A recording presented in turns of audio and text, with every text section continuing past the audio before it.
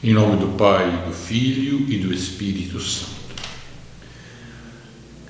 Ó Espírito de Deus, Espírito Santo, Espírito de amor, vinde tocar em nossos lábios e em nossos ouvidos, para que nós sejamos capazes de ouvir a palavra de Deus e ao mesmo tempo transmiti-la, anunciá-la, que ela possa ressoar e ecoar através dos nossos lábios, através da nossa vida e do nosso coração.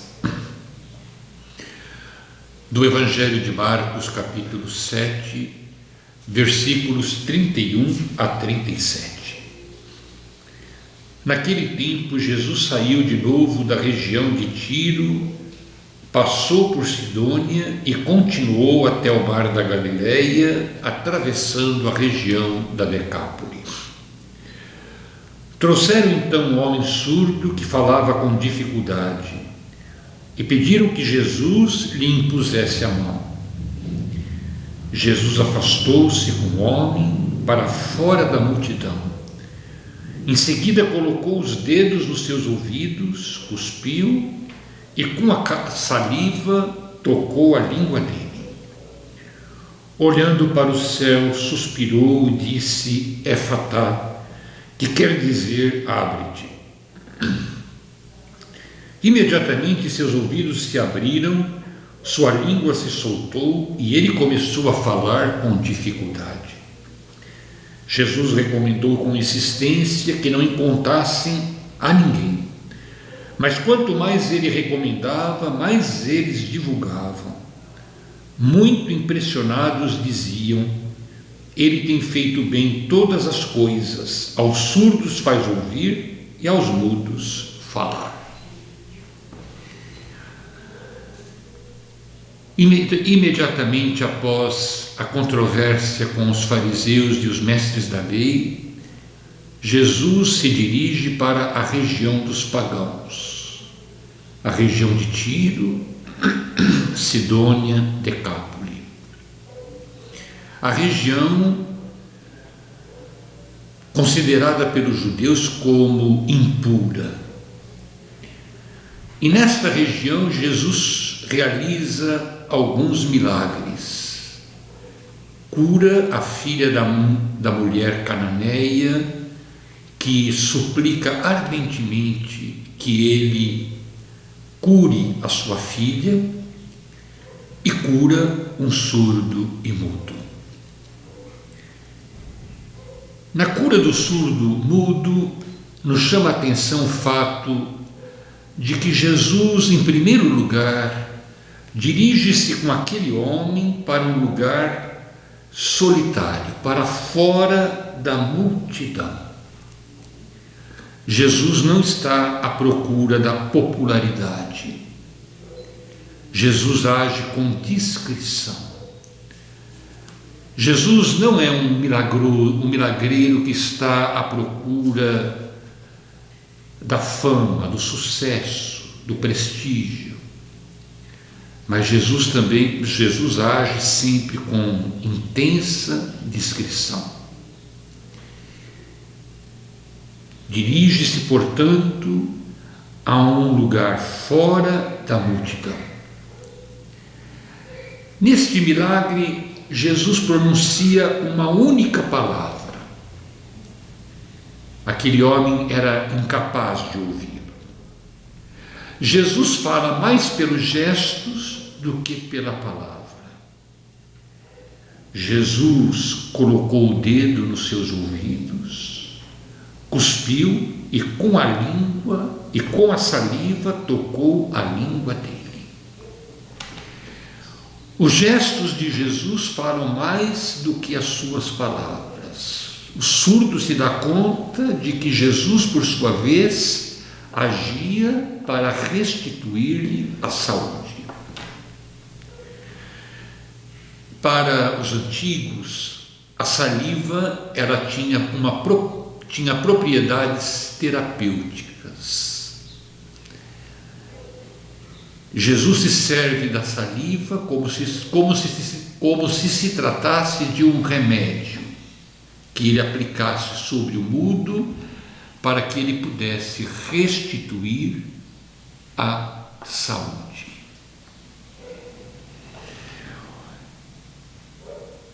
O evangelista diz que Jesus faz um grande suspiro, olhando para o céu, suspirou. O suspiro de Jesus é a sua súplica. Jesus olha para o céu como se invocasse do Pai aquele milagre, como se suplicasse ao Pai para que aquele homem pudesse ver restituída a sua saúde. E pronunciou uma única palavra que ilumina todo o milagre. Pronunciou a palavra Efatá, que Marcos, porque se dirige a pagãos, imediatamente faz a sua tradução, que quer dizer abre-te. E o Evangelho nos diz que imediatamente seus ouvidos se abriram, sua língua se soltou e ele começou a falar sem dificuldade.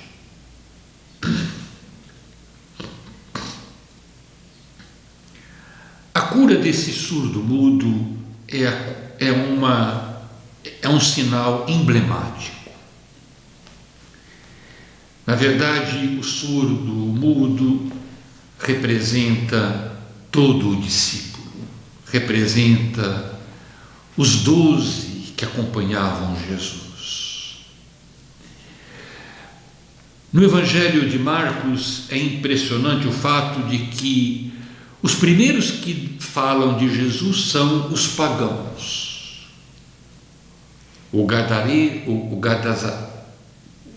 O homem que foi libertado dos espíritos impuros, o Gerazeno, a mulher cananeia, e agora o surdo-mudo da região de Decápoli. Quanto mais ele recomendava, mais eles divulgavam os gestos de Jesus. Aquilo que os discípulos eram incapazes de fazer, os pagãos faziam. E o Evangelho então nos diz que este homem, ele de uma certa forma representa todo discípulo de Cristo. Todo discípulo de Cristo.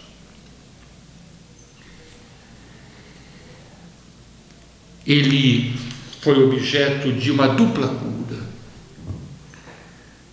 Jesus restituiu a sua audição e por isso, se até então ele falava com dificuldade, a partir daí ele começou a falar sem nenhuma dificuldade, porque era capaz de ouvir. Mas também Jesus libertou aquele homem do medo.